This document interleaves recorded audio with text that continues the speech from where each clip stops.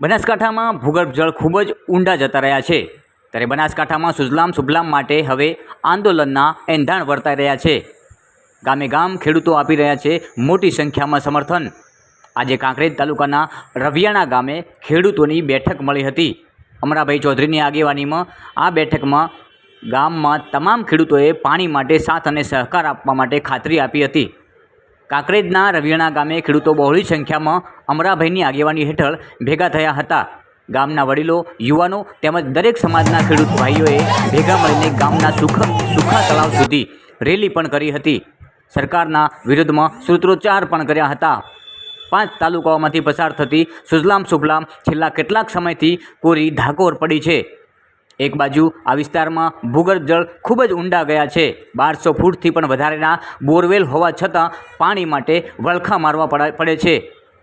ત્યારે હવે પાણી માટે ખેડૂતોમાં રોષ ફાટ્યો છે। કોઈપણ ભોગે સુજલામ સુફલામ કેનાલમાં પાણી છોડવા માટે ખેડૂતો ગામે ગામ બેઠકો યોજી ખેડૂતો એક થઈ સરકાર પાસે પાણીની માંગણી કરશે। જો પાણી છોડવામાં નહીં આવે તો 2 લાખથી વધારે ખેડૂતો સાથે મળી આંદોલન છેડશે।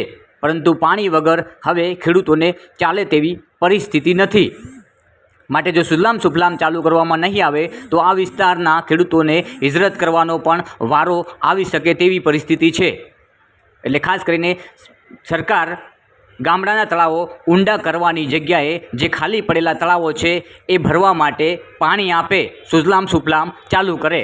અમારી એક જ માંગ છે કે આજની બેઠેલી સરકાર એટલે પાટીલ સાહેબ બોલ્યા હતા 15 તારીખથી 25 તારીખ સુધી પાણી આપવાનું, પણ આજ સુધી અમને ચોકા પમ્પિંગ સ્ટેશનથી પાણી આપેલું નથી। અત્યારે અમારા વિસ્તારની અંદર બધા તળાવો કોરા ધાકોડ છે। સુજલામ સુફલામ નાખવાનું પણ પાટીલ સાહેબ બોલેલા હતા, એ પણ અમને 25 તારીખ સુધી પાણી આપેલું નથી। એટલે અમારી એક જ માંગ છે કે આજની બેઠેલી સરકાર તાત્કાલિક અમને ચોકા પમ્પિંગ સ્ટેશનથી તાત્કાલિક પાણી આપે, ન કે અમારા વિસ્તારની અંદર એક પણ નેતા નહીં વળી કે, કારણ અત્યારે એક જ ગામના ખેડૂતો છે, આવી રીતે હજારો ખેડૂતો ભેગા થશે, લાખો ખેડૂતો ભેગા થશે અને આજની બેઠેલી સરકારને ભોગવવું પડશે। કોઈ પણ ભોગે ચોકા પમ્પિંગ ચાલુ કર્યા વગર ખેડૂતો ધમવાના નથી। એટલે અમારી એક માંગ તાત્કાલિક સ્વીકારે આજની બેઠેલી સરકાર અને અમને પાણી આપે। એ વખતે આપણા વડાપ્રધાન શ્રી મોદી સાહેબ આવતા હતા એટલે અમે સન્માન માટે એટલે શાંત હતા, પણ આવતા સમયની અંદર એક પણ નેતાને અમે અમારા વિસ્તારની અંદર ઘૂસવા દે નહીં, કારણ કે અમારે અત્યારે પાક બળેરો છે।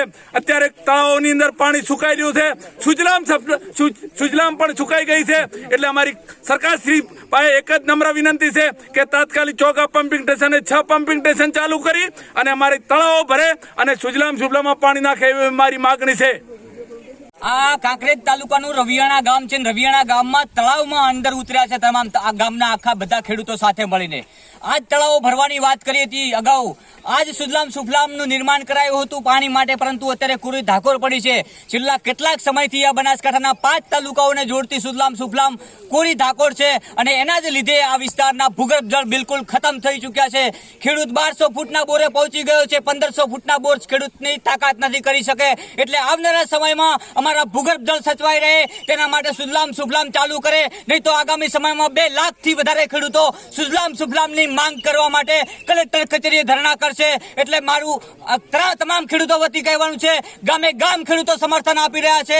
અમરાભાઈની આગેવાનીમાં કરણભાઈની સાથે આખા તાલુકાના 5 તાલુકાઓના ખેડૂતો સાથે મળીને ગામે ગામ સમર્થન આપી રહ્યા છે કે આગામી સમયમાં 2 લાખથી વધારે ખેડૂતો કલેક્ટર કચેરી ખાતે ધરણા કરશે।